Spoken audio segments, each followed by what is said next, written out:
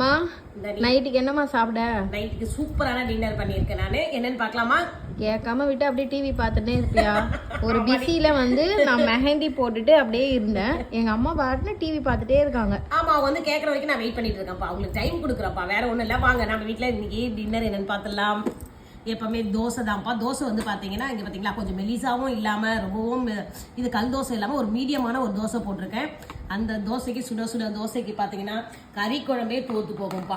அந்த மாதிரி கறி குழம்பு மெத்தட்ல பாத்தீங்கன்னா உருளைக்கிழங்கு குருமா பண்ணியிருக்கேன். உருளைக்கிழங்கு நல்லா பொடியா கட் பண்ணி போட்டு சிக்கன் மசாலா போட்டு எனக்கு வாசனை சூப்பரான அப்படிதான் இருக்கும். இந்த உருளைக்கிழங்கு நீ சாப்பிட சொல்ல பாத்தீங்கன்னா அப்படியே சிக்கன் சாப்பிடுற மாதிரி தான் இருக்கும். அதுதான் இன்னைக்கு பண்ணிருக்கேன். ஏமாத்தக்கூடாது, அப்படிதான் இருக்கும் டேஸ்ட். சூப்பரா இருக்கும். இப்ப தோசையை வச்சுக்கிறோம்.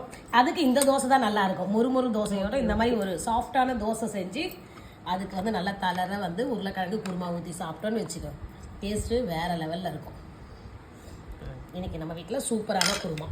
நம்ம வீட்டில் அட்டகாசமான டின்னர் ரெடியாக இருக்குப்பா. வாங்க உறவுகளே சாப்பிடலாம்.